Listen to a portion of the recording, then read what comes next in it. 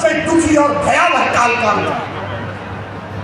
शासन तो डचों ने किया, हुनों ने किया, 100 साल तक अंग्रेजों ने किया, लेकिन मुगलों ने जिस तरह से अपने 600 वर्ष के कार्यकाल में इस देश की पूरी सनातन परंपरा को समाप्त करने का कुचक्र चला, तलवार की नोक पर धर्मांतर कराने का काम किया।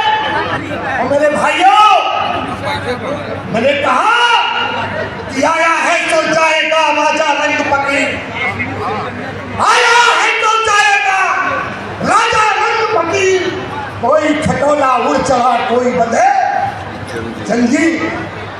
इसलिए इस दुनिया में आए हो, अपने अपने घर का काम करो, अपने अपने परिवार का काम करो, लेकिन इस देश से, इस मातृभूमि से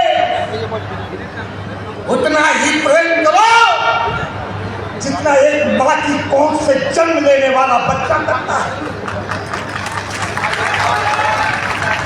हजारों साल की गुलामी की बेड़ियां हम आप धन्य है जब वो मुगलों का दौर चला। हमारे जो पुरखे थे, लाखों लाखों पुरखों ने उन तलवार की नोकों को देख करके अपना धर्मांतरण कर लिया। और आज वो हमको आगे दिखाते हैं वो हमारे ही भाई हैं, वो हमारे ही भाई थे, लेकिन उनके पूर्वज, उनके पुरखे उस तलवार की नोक को सह नहीं पाए और अपने आप को परिवर्तित करके धर्मांतरण कर लिए। एक नहीं अनेक उदाहरण है। 47 में देश आजाद हो गया। देश आजाद होने के बाद 1950 में संविधान बन गया इस देश का। दामन से चुनाव चलने लगे तो ये भूल गए एनआरसी, ये भूल गए समान नागरिक संहिता, ये भूल गए कश्मीर में नागरिकों को लगा था धारा 370, ये भूल गए मर्यादा पुरुषोत्तम भगवान राम का मंदिर। रामायण में पढ़ते पढ़ते मरे जा रहे थे कि मर्यादा पुरुषोत्तम भगवान राम का जन्म अयोध्या में हुआ था। आप में से बहुत सारे लोग तो 1 वर्ष पहले पूर्व में गए होंगे, वहां देखे होंगे भट्टियों के बीच में मेरे मर्यादा पुरुषोत्तम भगवान रहते थे और ये वोट के सौदागरों ने हमारे मर्यादा पुरुषोत्तम भगवान राम को भी राजनीति की दलदल में खींच कर ले आए। भारत पाक का विभाजन हुआ, ये तय हुआ कि जो पाकिस्तान की सीमा में रहना चाहते हैं वो पाकिस्तान की सीमा में रहे, जो हिंदुस्तान की सीमा में रहना चाहते हैं वो हिंदुस्तान की सीमा में रहे।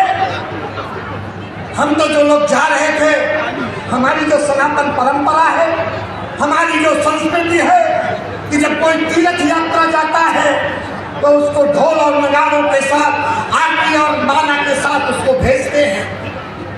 तो हमारी सनातन परंपरा में हमको पहले उन भाइयों को जो हिंदुस्तान छोड़कर पाकिस्तान जाना चाहते थे, उन भाइयों को हाथ जोड़ रहे थे कि मत जाओ भाई, मत जाओ भाई, ये तुम्हारा ही घर है, हम भाई भाई हैं। लेकिन पाकिस्तान में क्या हो रहा था?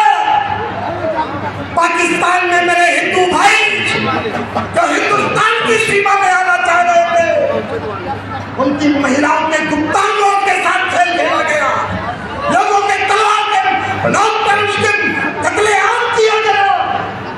तो लियाकत और नेहरू और लियाकत समझौता हुआ और ना जरा गूगल में सर्च करके उसको तो हमें सारा इतिहास मिलेगा।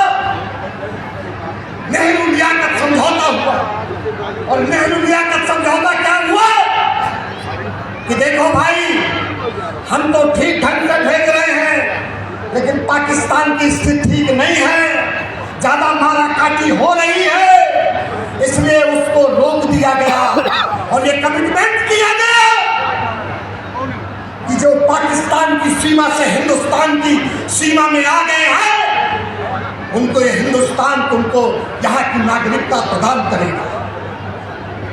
जम्मू कश्मीर के अंदर इन्हें 370 लगा दिया तो वहां जो मेरे वहां के हरिजन, वहां के आदिवासी जो पाकिस्तान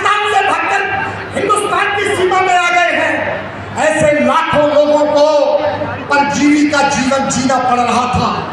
उनको इस देश की नागरिकता नहीं मिली थी, वो इस देश में शिक्षा ग्रहण नहीं कर सकते थे। और नेहरू लियाकत समझौता क्या हुआ था? नेहरू जी ने कमिटमेंट किया था कि जिस दिन ये लोग